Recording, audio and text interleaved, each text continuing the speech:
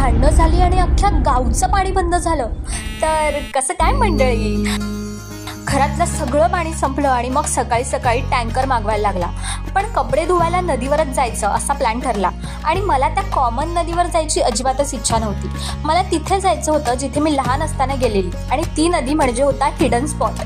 मग जवळची नदी सोडून निघालो तिकडे कपडे धुवायला. पण तिकडे जायचा रस्ता हा कोणालाच माहीत नव्हता, शिवाय एक व्यक्ती सोडून, त्या म्हणजे आमच्या मातोश्री. पण ती खूप वर्षातून तिकडे जाणार, त्यामुळे तो रस्ता कसा आहे हे तिलाही माहीत नव्हतं. मग अर्धे कपडे गाडीवर पाठवून दिले आणि मग निघालो नदीच्या शोधात. जिथवर गाडी जाईल तिथवर आम्ही खुश होतो. पुढचा रस्ता कसा चालणार एवढे कपडे घेऊन असं म्हणत आमच्या शहरी वहिन्या आणि आम्ही पोरांनी माघारी फिरायचं ठरवलं. पण तेवढ्यात कोल्हापुरी काकू बोलल्या, अरे चला की पोरींनो. मग पुन्हा पायवाट पकडली. मग पुन्हा काय ती झाडी, काय तो डोंगर, आणि आली की नदी समोर. हा हा, इतकं शांत आणि सुंदर वाटत होतं ना सारं, काय सांगू. पुन्हा मी लहान राहायचा प्रयत्न केला, पण परत ती दुनिया कुठं. मग छान फोटो काढले आणि तेवढ्यात नदीत हा दगड सापडला. काय वेगळं आहे यात सांगा बघू. यांचे कपडे आपटून झाले आणि निघालो आम्ही घरला.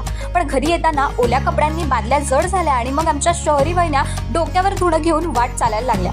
आयुष्यात पहिल्यांदाच या गोष्टी केल्याने त्यांना त्यांचे नवरे आठवले आणि त्यासाठी हे सेल्फी काढले.